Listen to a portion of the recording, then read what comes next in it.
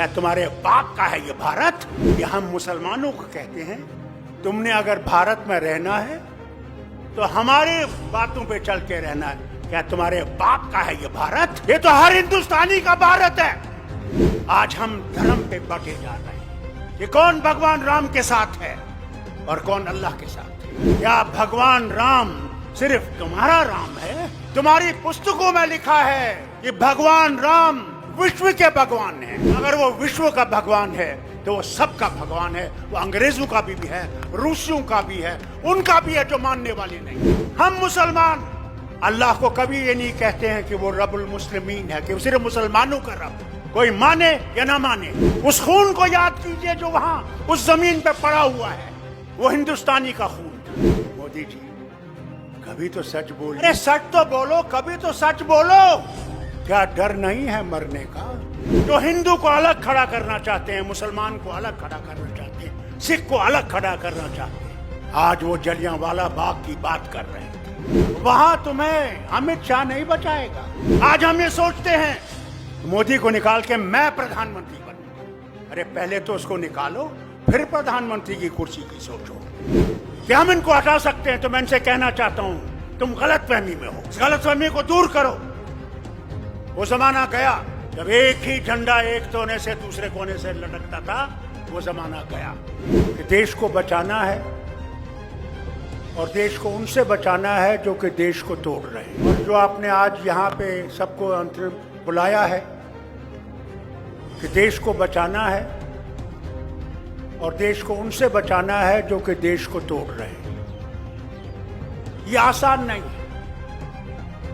अगर हम ये समझते हैं कि इनको हम आसानी से हटा सकते हैं तो सच्चाई ये है इनको हम आसानी से हटा नहीं सकते जब तक हमारे दिल साफ नहीं होंगे।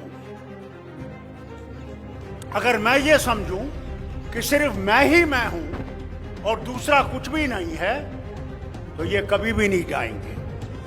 अमित शाह साहब ने सही कहा, 50 साल ये रहेंगे। अगर हम लोग जो यहाँ स्टेज पे बैठे हुए हैं और इनके नेता जो हैं, जब तक वो ये नहीं सोचेंगे अगर देश को बचाना है तो हमें अपनी जमात को भी कहीं ना कहीं कुर्बान करना है। अगर हम अपनी जमात को कुर्बान नहीं करेंगे और ये समझेंगे कि हम इनको हटा सकते हैं, तो मैं इनसे कहना चाहता हूं तुम गलतफहमी में हो। इस गलतफहमी को दूर करो।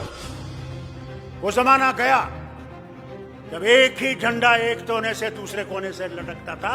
वो जमाना गया। अगर फिर से तुम वो जमाना लाना चाहते हो तो ये तो बीजेपी कह ही रही है कि हमारा झंडा कश्मीर से कन्याकुमारी और बंगाल से महाराष्ट्र तक उड़ता रहेगा। इसे अगर उसको हटाना है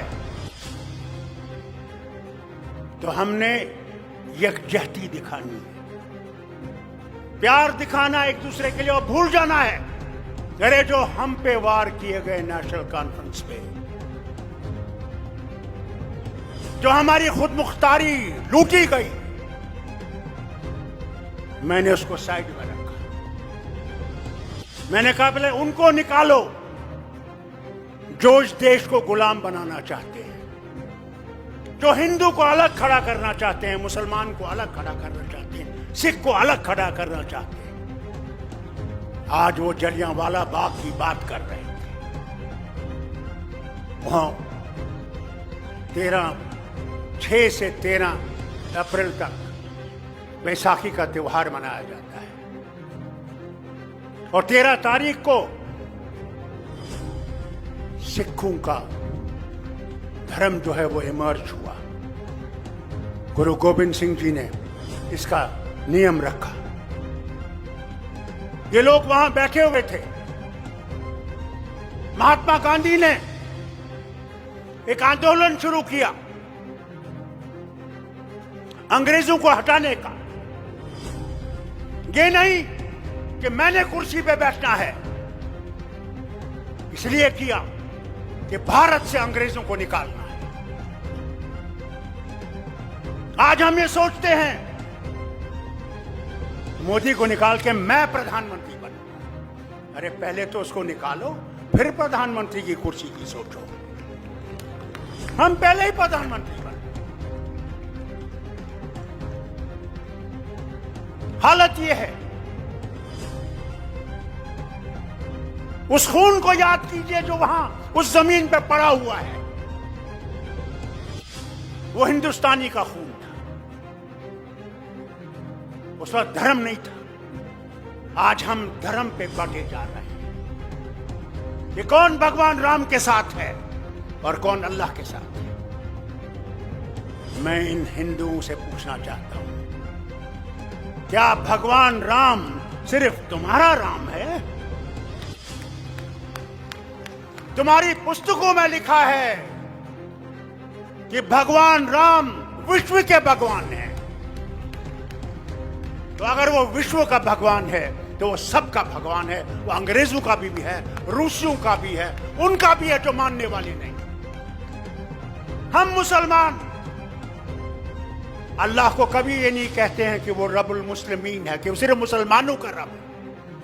हम कहते हैं वो अल्लाह कायनातों का रब है, आलम का रब है, कोई माने या ना माने। मगर इसमें हम लड़ाई नहीं करते। हम हिंदू से ये नहीं कहते तुम ये नहीं कर सकते, तुम वो नहीं कर सकते, यहां नहीं जा सकते, वहां नहीं जा सकते। ये हम मुसलमानों को कहते हैं तुमने अगर भारत में रहना है तो हमारे बातों पे चल के रहना है। क्या तुम्हारे बाप का है ये भारत? ये तो हर हिंदुस्तानी का भारत है, जिसने मरना यहां है और जिसने दफन होना यहां है। उसके जला के बाद भी उसकी जो खाक है वो जमीन में मिल जाएगी। मगर ये वो नहीं कहते। ये कहते नहीं मेरा रास्ता है और कोई रास्ता नहीं। अब आपने दिखाना है और इस मुल्क ने दिखाना है कि क्या वो रास्ता चाहिए हमें या वो रास्ता चाहिए जिसमें हर हिंदुस्तानी किसी भी धर्म का हो, किसी भी जात का हो, कोई भी जबान हो, वो जिंदा चल सकता है और अमन से चल सकता है और इज्जत से चल सकता है। हमें अपने झगड़े भूल जाने।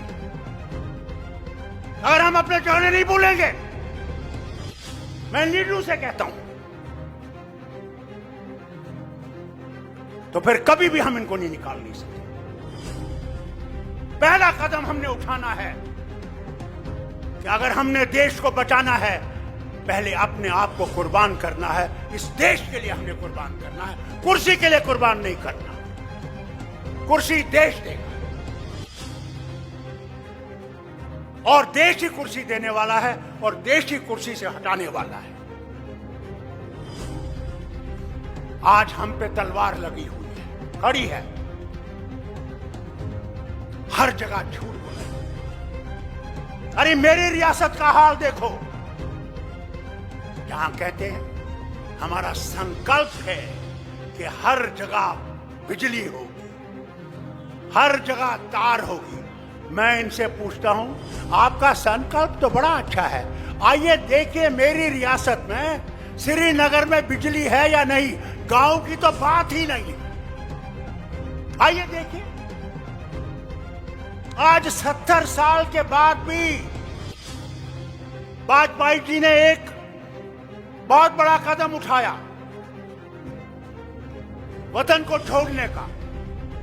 सड़कें कश्मीर से कन्याकुमारी तक, महाराष्ट्र से बंगाल तक पूरी ऐसी सड़कें होंगे जो यूरोप में नहीं हो सकती। आइए मेरी रियासत में देखिए, 30 किलोमीटर, 30 मील बानिहाल से रामबन तक आज तक उसको ठीक नहीं कर सके। आज तक ठीक नहीं कर सके और हमारे लोग दर बदर रास्तों पे पड़े हुए हैं। हमारी माएं बहनें, हमारा खाने का सामान, तेल, यानी हाल देखिए कि 70 साल के बाद हिंदुस्तान की आजादी में हमारे यहां 10 लीटर डीजल मिलता है और 3 लीटर पेट्रोल मिलता है।